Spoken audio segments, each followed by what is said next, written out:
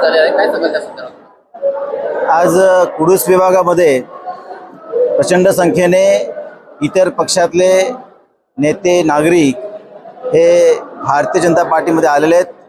त्यांनी भारतीय जनता पार्टीमध्ये प्रवेश घेतलेला आहे.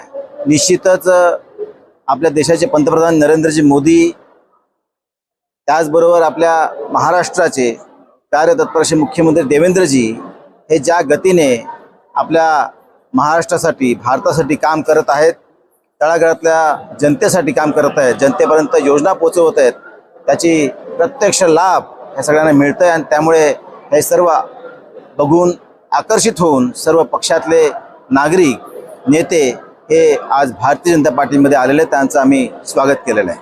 देशामध्ये आणि राज्यामध्ये भारतीय जनता पार्टीची सत्ता आहे, पण वाड्याच्या रस्त्याची दुरावस्था आहे, या संदर्भात काय सांगाल आपण? वाडा भिवंडी आणि वाडा मस्तान नाका हा जो रोड आहे हा बऱ्याच अंशी चांगल्या रीतीने सुरू आहे.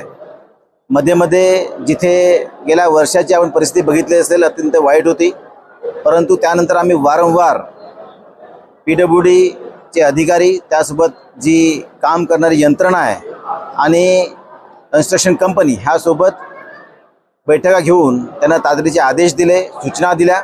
आणि त्याचा परिणाम पण आपण बघतोय की साधारणतः 60 ते 65% रोड हा वाडा भिवंडी रोड कंप्लीट झालेला आहे. मध्ये मध्ये जिथे कल्वर्ट आहेत ते कल्वर्ट होणं बाकी आहे. त्यासोबतच मधून MSCBच्या मोठ्या केबल गेलेल्या आहेत. ते केबलसाठी सुद्धा निधी राज्य सरकारमार्फत मंजूर झालेला आहे. त्याचंही काम आता लवकरच होणं अपेक्षित आहे. वाडा मस्तान नाका हा सुद्धा रोड आपण बघितला असेल तर खूप चांगल्या गतीने सुरू आहे आणि त्यामुळे येणाऱ्या काळामध्ये खड्डेमुक्त हा रस्ता होईल आणि ज्या पद्धतीने नागरिकांची गैरसोय होते ते निश्चित दूर होईल. फक्त आपण बघतो की काही दिवसामध्ये पाऊस हा प्रचंड प्रमाणात पडतोय. आजही कालच्या प्रमाणात आज पाऊस कमी झालेला आहे, परंतु जशी पावसाची रिपरिप कमी होऊन जाईल त्यानंतर या रस्त्याचं काम हे चांगल्या रीतीने होईल. आम्ही PWDचे वरिष्ठ अधिकारी आणि काम करणारी यंत्रणा यांच्यासोबत संबंध ठेवून आहोत आणि निश्चितच एक चांगला सुसज्ज असा रोड आपल्याला लवकरच मिळेल.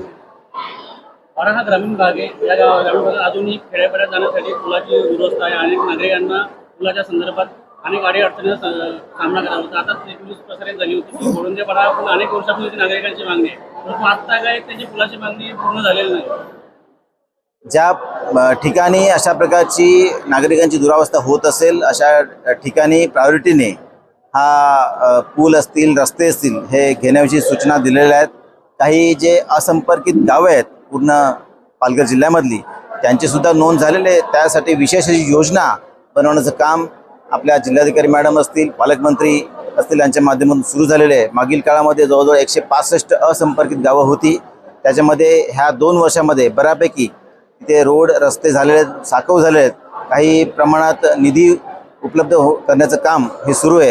येणाऱ्या काळामध्ये अशा प्रकारची जी गावं असंपर्कित होत असतील किंवा नागरिकांची तिथे गैरसोय असेल त्यांना प्रायोरिटी देऊन तिथे प्रायोरिटीने पूल, साकव किंवा रस्ता कसा होईल यासाठी आपण प्रयत्न करत आहोत.